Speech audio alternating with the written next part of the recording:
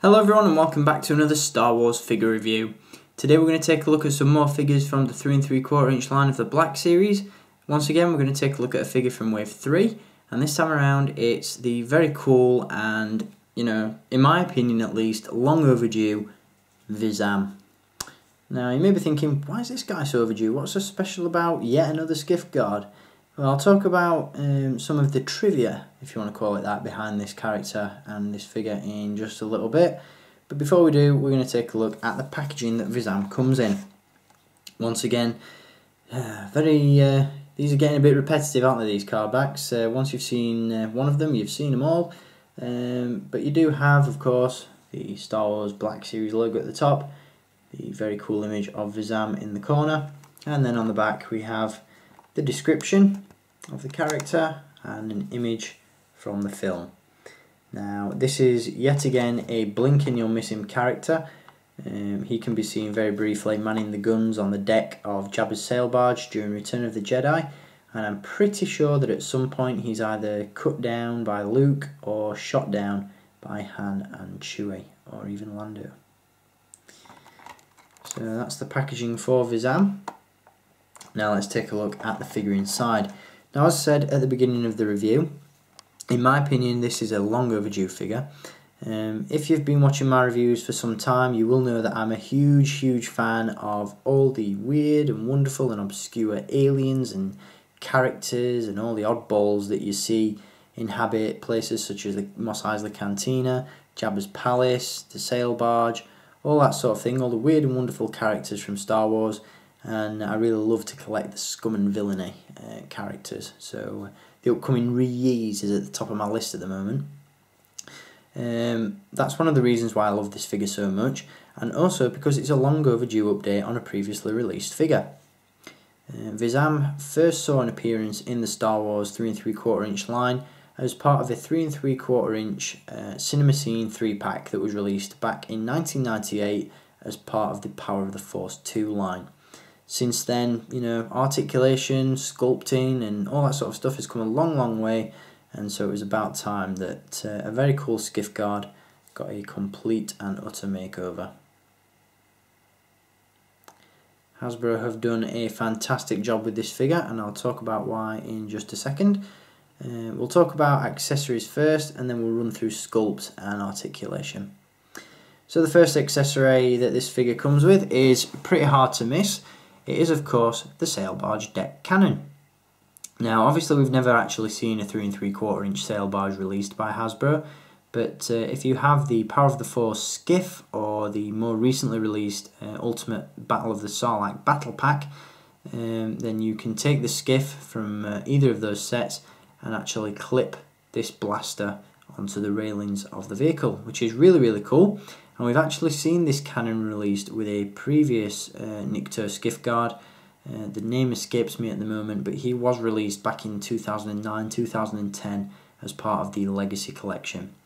So it's nice to see this cannon make a return, and as you can see, the detail on this one is absolutely top notch. Looks really good. Second accessory is on top of Vizam's very spiky and wrinkly head, and it is, of course, this floppy hat. Now, this hat does remind me somewhat of sort of Lawrence of Arabia, or, more relatably, if that's a real word, relatably? A more relatable example would be those sun hats that you used to wear as a kid, with the flap on the back to protect your neck from the sun.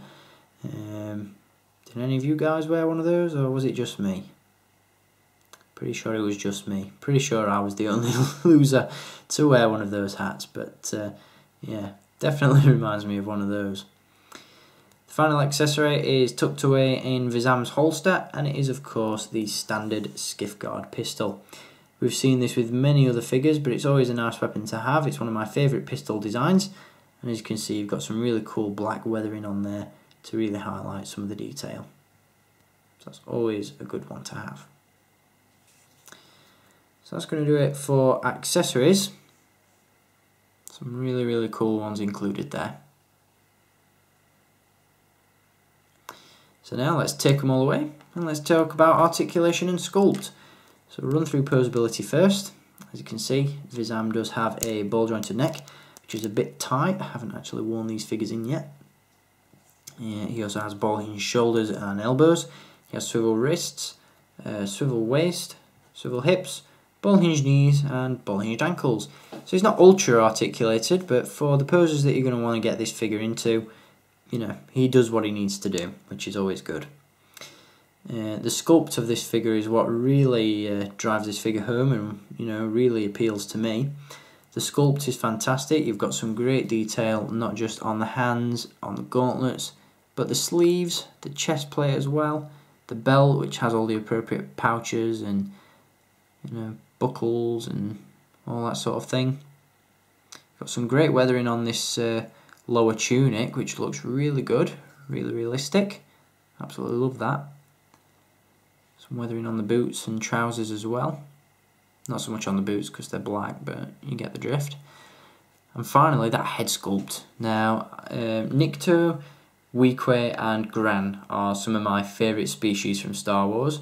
And Hasbro always seem to do those figures justice, especially with the Nikto. You know, you get some great textures sculpted into this figure, some great paint applications to highlight some of that detail, and just overall a really, really nice and you know, acceptable head sculpt. Looks really good. Some of the recent Nikto figures that Hasbro have released have been awesome, you know, such as Fiek Search, the Jedi Master.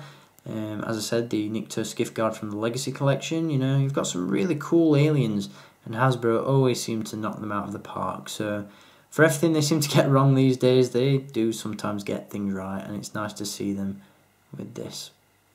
So, great head sculpt on that. Looks great on its own, or with the hat in place.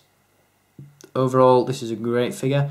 This is definitely one that I'd recommend picking up, particularly if you have a Jabba's Palace set up. You know, you're going to want to add this guy to the scum and villainy that occupy the palace and the skiff and the sail barge and all that sort of stuff. And again, if you've got that skiff, be sure to clip that cannon onto there. If you have the skiff and you've used this weapon, be sure to share your images on Facebook, facebook.com/SithLord229. I'd love to see some of your dioramas and setups, and that goes for anything really from Star Wars, you know, across all of social media, so by all means interact with me there as well. In the meantime, I want to thank you for watching this review. I really hope you've enjoyed it, and I'll be back with some more videos very soon. I've got some more Black Series 3 3/4 inch figures to give you a look at, as well as some Lego and much more. So until next time, my friends, thank you for watching, keep collecting, and may the Force be with you.